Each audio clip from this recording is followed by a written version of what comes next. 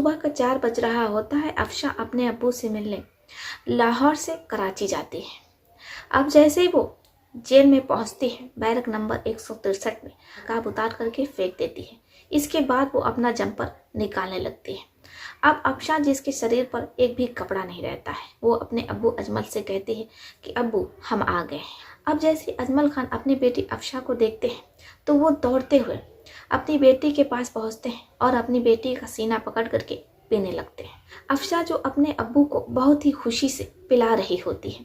अब ऐसे में दोस्तों आप भी हैरान परेशान हो गए होंगे कि भला एक बेटी अपने अब्बू के साथ ऐसा कैसे कर सकती है और एक पिता अपनी बेटी के संवेदनशील अंगों को छू करके पकड़ करके कैसे पी सकता है। जब आप पूरी कहानी सुनेंगे तो आपका ये जो माथा ठनक चुका है, सर चकरा रहा है, उससे राहत मिलेगी। हम आपको ये पूरी कहानी सुनाएंगे, इस रात से भी पर्दा उठाएंगे। लेकिन उससे पहले हम आप लोगों से कुछ कहना चाहते हैं। हमारा चैनल नया है, आप लोगों के प्यार की सपोर्ट की बेहद ज़रूरत है। अगर आप लोगों ने अभी तक हमारे चैनल को सब्सक्राइब नहीं किया है तो कर लीजिए।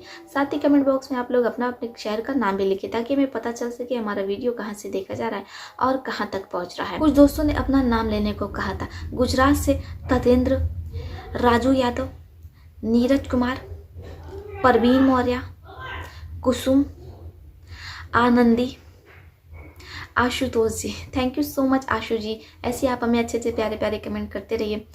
हैदराबाद से गुलाम अली, मीनाक्षी, स्नेहा, ललित, गुड्डू मिश्रा, उपेंद्र, चंचल जी, नीरज, आप सभी का कमेंट करने के लिए दिल से धन्यवाद। ऐसे आप लोगों में अच्छे अच्छे प्यारे प्यारे कमेंट करते रहिए। जिन दोस्तों का नाम मैं अपनी वीडियो में नहीं ले पाई, मैं पूरी कोशिश करूंगी कि उनका नाम मैं अपने अगली वीडियो में ज़रूर लूँ। तो चलिए शुरू करते हैं आज की ये कहानी। लेकिन अगर उससे पहले आप हमारा किसी भी प्रकार से सहयोग करना चाहते हैं या मदद करना चाहते हैं तो हमारी वीडियो के नीचे सुपर थैंक्स का बटन होता है, वहाँ पर जा करके आप हमारी मदद या हमारा सहयोग कर सकते हैं। तो चलिए बने रहिए हमारे साथ अंत तक। अफशा जो कि इस्लामाबाद में रहती है। अफशा जिसकी 6 बहनें रहती हैं। अफशा को कोई भी भाई नहीं रहता है। अफशा के अब्बू जो कि खेती बाड़ी करते हैं। अब ऐसे परिवार खेती बाड़ी से जितना भी अनाज होता है उन्हें बाजार में बेच करके परिवार का सब कुछ चल रहा होता है। अब इधर अजमल खान की 6 बेटियां रहती हैं।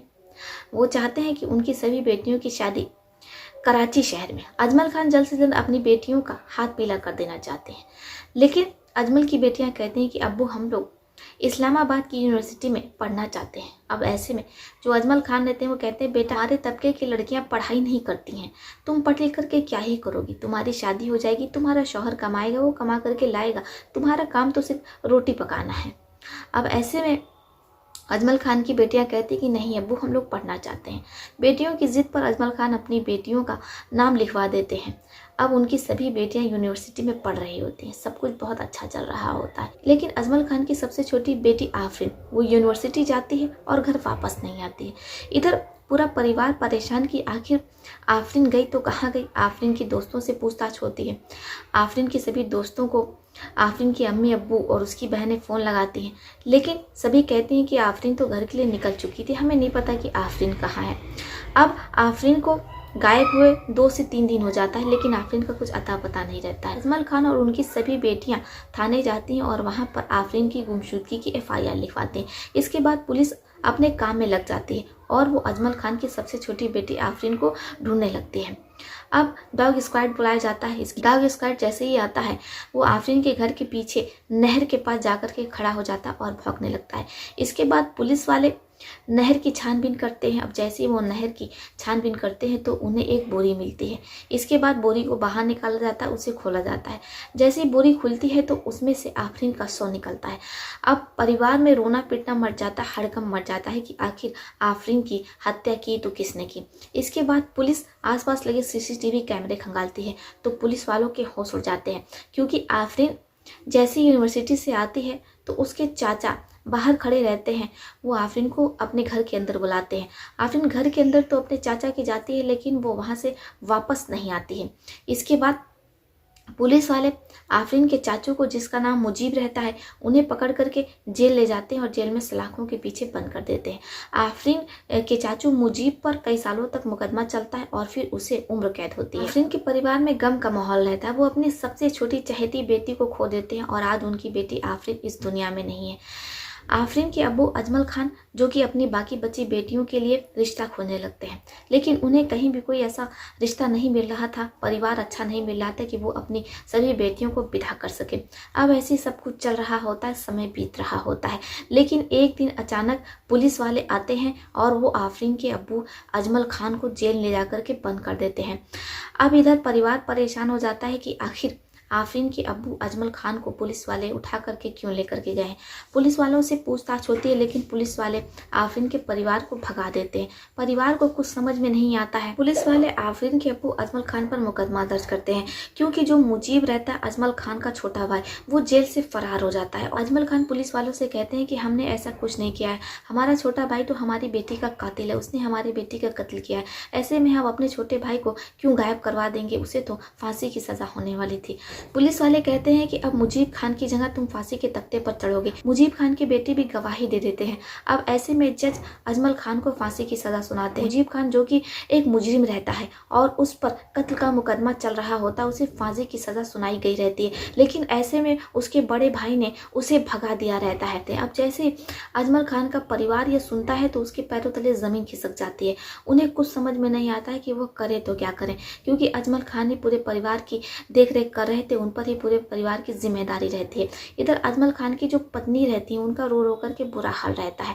अब अजमल खान को फांसी होने वाली रहती है। ऐसे में अजमल खान की जो वाइफ रहती है, उनकी बेगम, वो कहती हैं कि अगर हमारे शौहर को फांसी हो जाएगी, हमारे शौहर जिन्होंने कुछ भी नहीं किया है, वो बेगुनाह है, अगर वो फांसी के तख्ते पर चढ़ जाएंगे तो फिर हम भी इस दुनिया को छोड़ करके चले जाएंगे।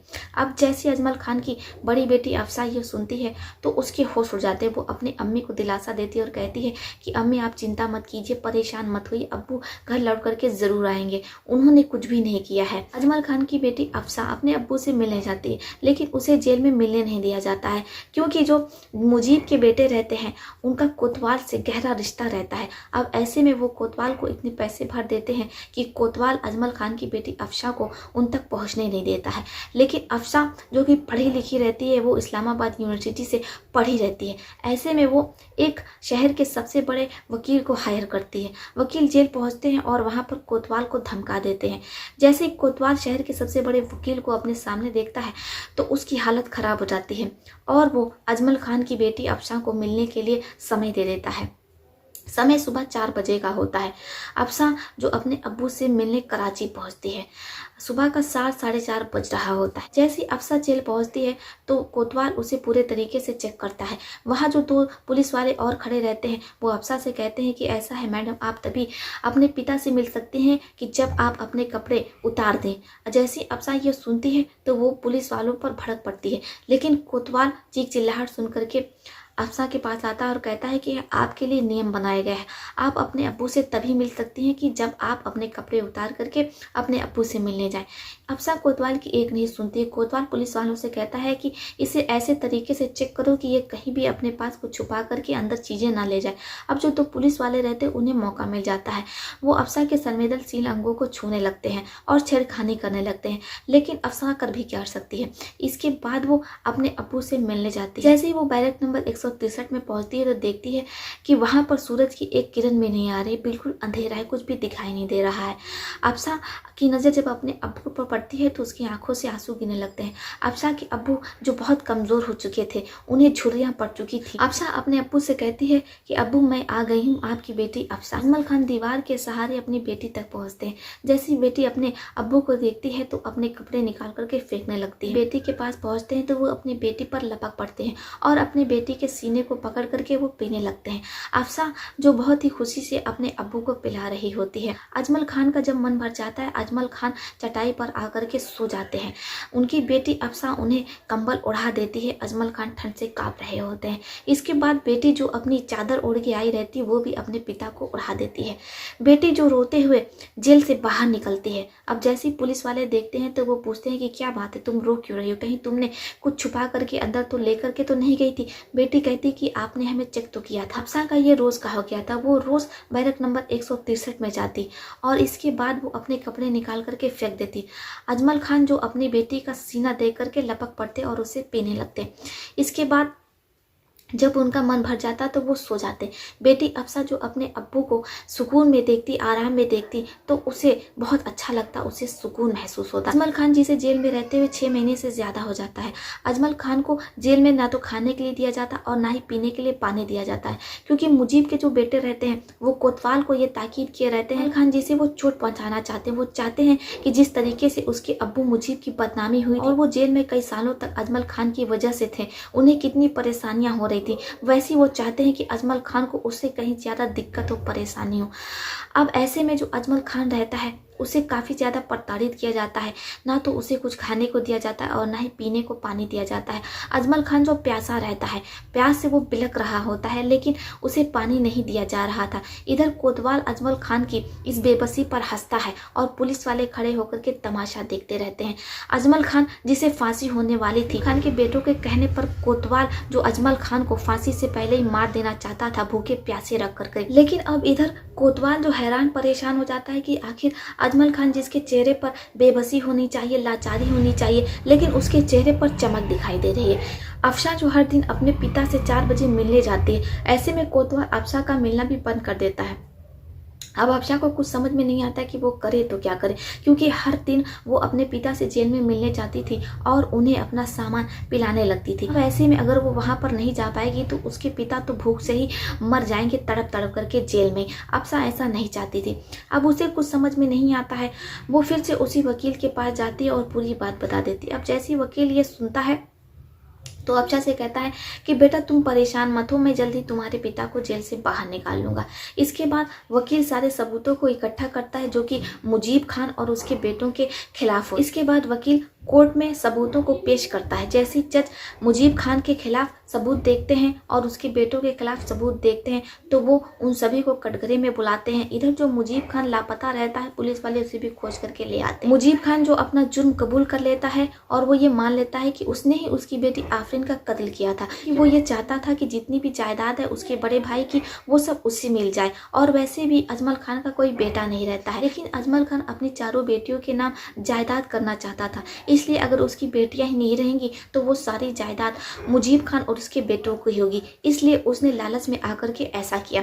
जब जज ये सुनते हैं तो वो बाइज्जत अजमल खान को रिहा कर देते हैं। इधर अजमल खान की बेटी अफसा जो बहुत खुश होती क्योंकि वो हर दिन अपने पिता से जेल में मिलने जाती थी। जब उसे पता चला कि उसके पिता को जेल में कुछ भी खाने पीने को नहीं दिया जा रहा है और ना तो वो जेल में कुछ लेकर के जा सकती है अपने पिता के लिए खाने पीने का सामान, इसलिए वो घर पर ही बहुत से जूस पिया करती थी, खाती पीती थी, ताकि जब वो अपने पिता के पास जाए तो उसके पिता पी करके ही अपना मन भर ले और उन्हें ताकत मिल सके, ताकि वो जब तक मुकदमा चल रहा है जीवित रह सके। एक बेटी ने बिना शर्म किए अपने पिता के लिए जो बलिदान दिया है, सूझबूझ से एक बेटी ने अपने पिता को जेल से बाहर निकाल लिया, जबकि उसके पिता अजमल खान को फांसी होने वाली थी। लेकिन बेटी की चतुराई से आज उसके पिता उसके साथ हैं, उसके घर पर है। जब भी अफसा जेल जाती तो उसका कपड़ा चेक किया जाता, उसके कपड़े उतार करके उसे चेक किया जाता। ऐसे में अफसा कुछ छुपा करके भी अपने साथ कपड़े में नहीं ले जा सकती थी, लेकिन अफसा की चतुराई ने उसके पिता को जीवित रखा। उसकी समझदारी ने उसके पिता को जेल के अंधकार कोठरी से निकाल करके उन्हें रोशनी दिखाई। आशा करते हैं दोस्तों कि आपको ये कहानी बेहद पसंद आई होगी। आपका अफसा के बारे में क्या सोचना है आप हमें कमेंट बॉक्स में लिख सकते हैं। तो चलिए फिर चलती हूँ, मिलती हूँ आपसे किसी और कहानी। तब तक के लिए आप अपना और परिवार का ध्यान रखिए। आदाब, सत श्री अकाल, नमस्कार।